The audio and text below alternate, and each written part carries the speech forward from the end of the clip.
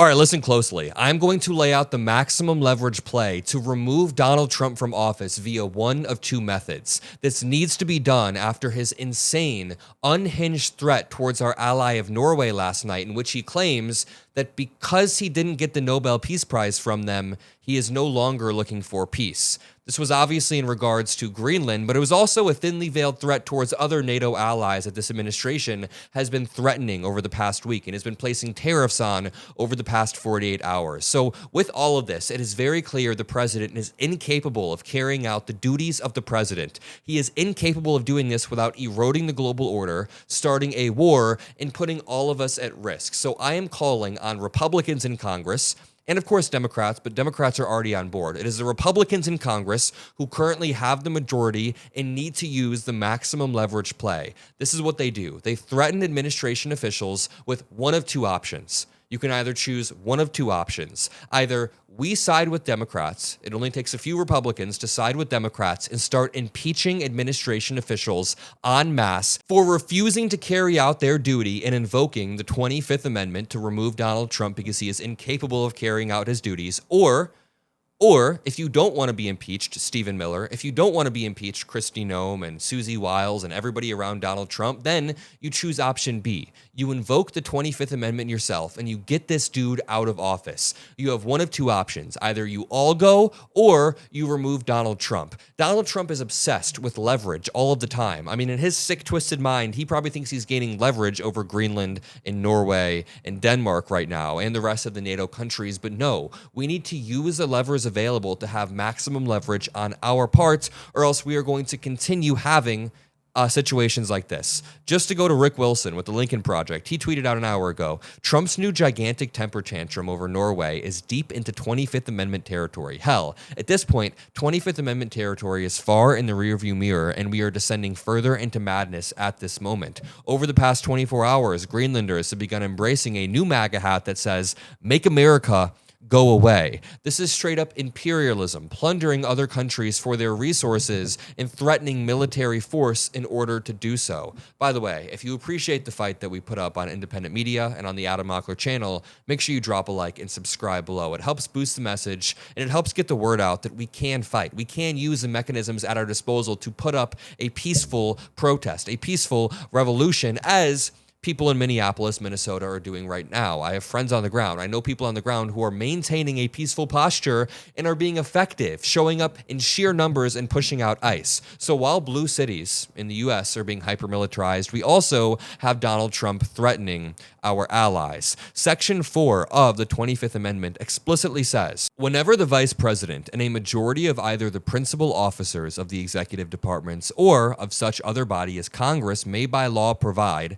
transmit to the president pro tempore of the Senate and the Speaker of the House of Representatives their written declaration that the president is unable to discharge the powers and duties of his office as acting president. Let me read this for you, and you tell me if you think that Donald Trump is capable of carrying out the duties as the president without just losing his damn mind. He says, "Dear Jonas," who is the Prime Minister of Norway, he says, "Considering your country decided not to give me the Nobel Peace Prize for having stopped 8 wars plus, I no longer feel an obligation to think purely of peace, although it will always be predominant, but can now think about what is good and proper for the United States of America." So he's essentially saying, might makes right. We will begin to invade other countries because nobody will stop us. He then says, Denmark cannot protect that land from Russia or China. Why do they have a right of ownership anyway? There are no written documents. It's only that a boat landed there hundreds of years ago. We had boats landing there also. Do you really want to make the argument that just because a boat lands somewhere, they don't have the claim to that land? Because that wouldn't look too good for us. He says,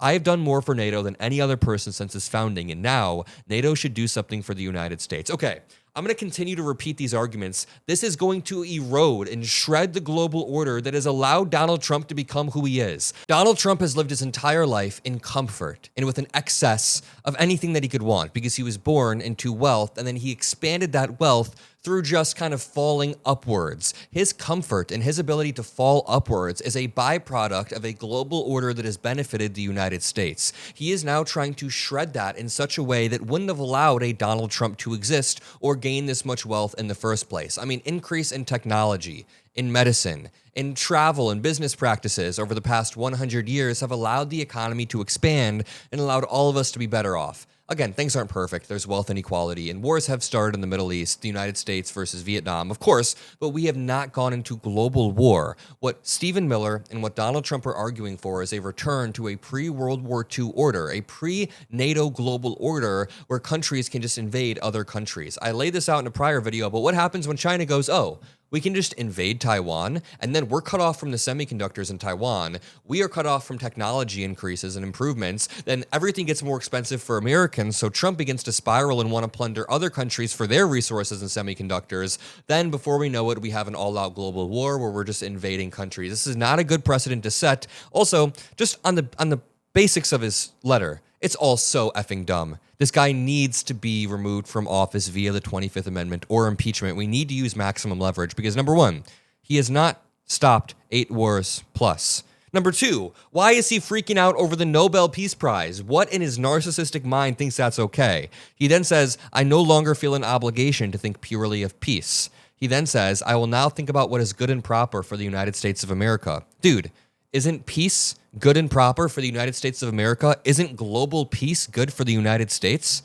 So what's he saying before? He wasn't thinking about what was good for the United States. He then says, Denmark cannot protect that land from Russia or China. They can, and they will, because we all will, collectively. We're all a part of NATO. This is absolutely sickening rhetoric coming from Donald Trump, and you can tell that Stephen Miller is guiding all of this most extreme rhetoric. Stephen Miller and Donald Trump both need to be impeached by Congress. It only takes a few Republicans to switch over, and by the way, we already have some switching over. Republican Representative Don Bacon said he would lean towards impeaching Trump if he invaded Greenland. Well, guess what? Donald Trump is continuing to escalate, continuing to use further and further unhinged rhetoric, and Republicans are going to become more malleable to the idea of either threatening impeachment or impeaching him. So I say one more time, Democrats in Congress need to impose maximum leverage on Republicans in whatever way they can. But of course, Democrats are in the minority. They would have impeached Trump if they could long ago. So the onus is on Republicans to place pressure on this administration to invoke the 25th Amendment. Now, insofar as Democrats can place pressure on Republicans to place pressure on the cabinet, I think Democrats should. But right now, Republicans need to grow an effing spine. That's a lot to ask, but we only just need 3 or 4 Republicans. In the House of Representatives, just 2 to 3 Republicans would work. Now in the Senate, we'll need like 6, 7, 8 Republicans, but which is not at all impossible with the way that Donald Trump is moving, with the way that he is deteriorating and clearly incapable of putting the interests of the American people first. I'm going to leave it there. If you appreciate this message, make sure you drop a like on the Adam Mockler feed. Double check to make sure you're subscribed to the Adam Mockler feed to get breaking news updates right in your feed. I love you all and peace out.